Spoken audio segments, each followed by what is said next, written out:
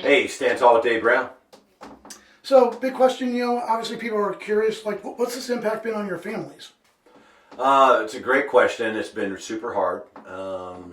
Thinking you're doing something to serve people, and especially my wife, a little tougher being in the public schools as an educator.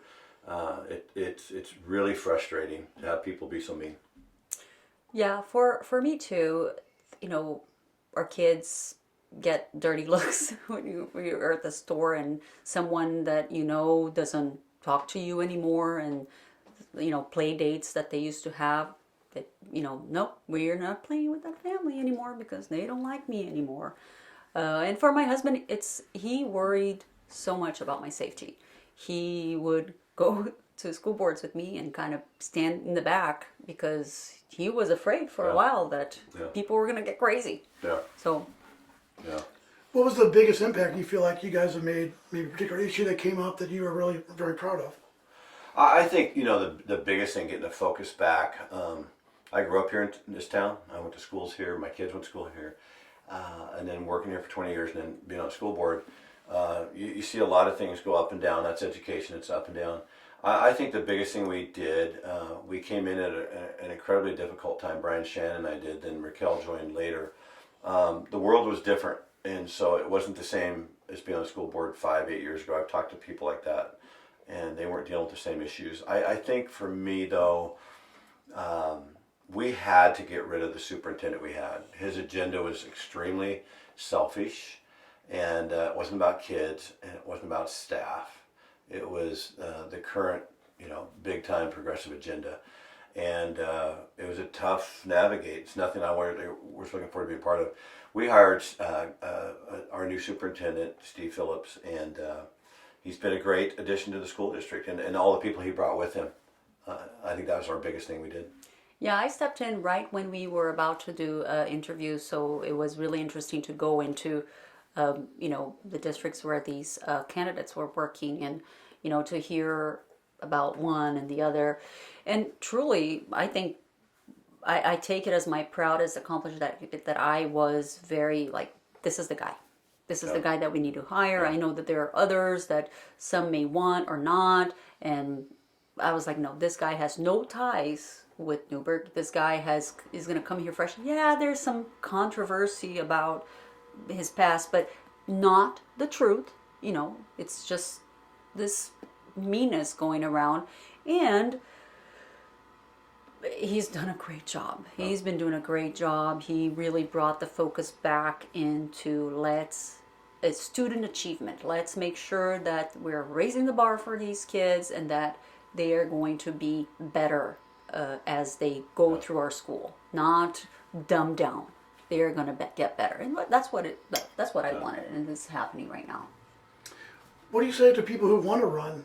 I mean, obviously you guys went through the process. It's been very kind of negative for you guys. Like, what advice would you give to people? Well, I think it's a tough go. I mean, we're not going to pull punches here, stand tall. I don't think everybody's meant to be on a school board. I honestly don't. But I would say that to stand tall, right here, it could be you. And I think some of the people that came onto the board never thought before that they would be on board. I never thought I'd be on a school board, to be honest with you. And I still, even with the craziness of lawsuits, having people just hate on you, I think that it's the world we live in, but I think standing tall means sometimes you have to stand up and do the right thing, which can be the tough thing, which is having to have people yell at you and not like you anymore. Yeah, I agree. I take this as like a professional challenge, that you go in and you're not there to make people happy. You're there to do the right thing. Right. And you create your arguments and you just go in and you do the right thing. You stand with the truth and you stand tall, and so for some people, they may not want to dedicate their time to do that because they already do that in their professional life. So I understand. But if you have a serving heart and you want to better the betterment of your school district, knowing that there might be some pushback, just take it as a challenge. Like, that's life. Nobody's always going to agree. And I I will always say, if you want to serve, serve, but know that it's going to be challenge, like everything in life. Yeah. Lastly, the issue of sexual genders, sexual issues have become to the forefront in schools, and it seems like it's almost happened overnight. Yeah. What advice do you give to parents how to deal with that, who aren't maybe comfortable with some things that are being taught? We might go a little bit longer on this particular question. This is a big question. As you know, Stand Tall, Judy and I came out and resigned at Canby. I was head coach, Judy was JV coach. We made a video on it. Both those videos, resigning, explaining why it went viral all over the world. Again, we've loved all the support. It's been really difficult to hear the pain that it's caused. Boys playing girls sports. There's also boys in locker rooms, and it does go both ways. I think another issue we haven't talked about in Stand Tall, but we will, is there's a lot of girls that are transitioning to be boys. Yeah. But our focus on this one, was boys playing girls sports. So Right. that's kind of a different, scenario. I think for me, what's difficult is I've talked to a lot of people in the last couple of weeks about this. Parents and women that are professional, D1, D2, D3 college athletes, and in high school, and they're telling us just the emotional toll it's taken on women and girls. And I think everybody has to stop and just look at that and say, if that's how they feel, that's how they feel. Now, I know we have the boy say he's transitioning, but I'm coming back to this one. Boys are supposed to be around 26 years old, girls around 24 years old before their brain's fully developed. Now, we know physically that happens at different times for people. But 26 for boys, 24 for girls. Let's say that's true on average. Yet we're talking to kids 8, 9, 10, 11, 12, 13, 14, 15 about transitioning. I think the adults in our schools need to stop that completely and say, this is not the appropriate time for these kids to make any kind of decision that is at that depth level. I wonder, if I were to send my kid to play in a neighbor house and this neighbor started talking about sexual topics like gender and you can be a boy or a girl, I think I could probably say, hey, this person is sexually assaulting my kid by talking about sexual topics without my permission. That's my understanding of it. I would be really furious. Now, maybe that's not a law or whatever. It seems that the school now is the place where sexual topics are being introduced. Raquel, and I think parents need to stop. Now, with a lot of these bills coming through on our state level down, our listeners need to know that a lot of this is they don't want you to have rights as a parent. Yeah. And again, big scare tactic here. Adolf Hitler, this is one of his big three, was to take away the parents' rights of the kids. Yes. And he knew if he could control the media and control the kids, and he was taking the parental right away. Mm-hmm. And there's nothing right about that. Yeah. It is completely happening in America today. Yes. And the problem is that there's a cultural problem that parents want to rather do this, and here's my kid, take care of it because I'm busy, with my phone and with my stuff.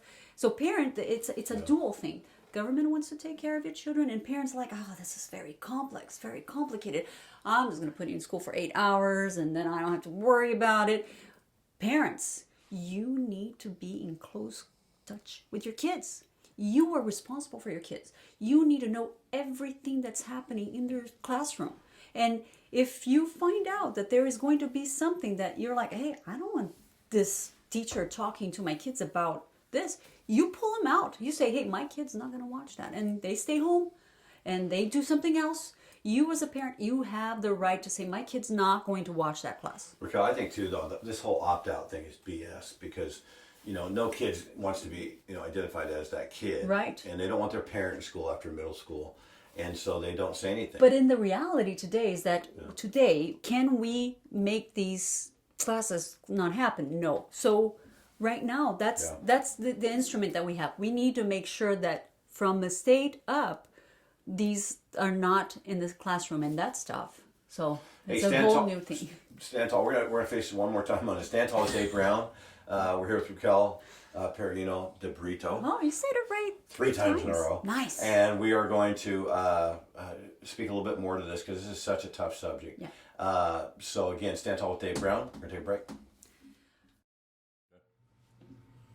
Hey, we'd like to do a shout out to Stand Tall. We're growing way faster than we even dreamed of. So thank you to everybody that's supporting us out there. A great way you can support us is to go to our website, and we'd love to have you give to Stand Tall. We want to fight for everybody that needs somebody to stand tall for them. Right now, our big push is for girls and women's sports. Dallas Malloy and Riley Gaines and all the people out there that have reached out to us, we want to help them, and we want to help you, and we want to help your neighbors, and we want to help everybody. We don't care what state you're from. We don't care where you're from another country. Stand Tall wants to stand with you. Please go on there and give and donate, because we're going to turn around and help other people out. And then we do have some merch on there. There's some sweatshirts, and I have a t-shirt I'm wearing right now. We've had a lot of people asking for these, and so we'd love to have it. We're going to add hats down the road. There might be a different logo on some stuff. We might have 2 or 3 of those coming up there, and we would love it. So go to the website, standtallwithdavebrown.com, and you can also email us at standtallwithdavebrown at gmail.com and tell us what you're thinking. And we'd love to get some of you guys on the show, no matter where you're from. We have people from all over the country wanting to be on our show right now. And we're going to grow this thing, and we're all going to stand tall together. So thank you so much.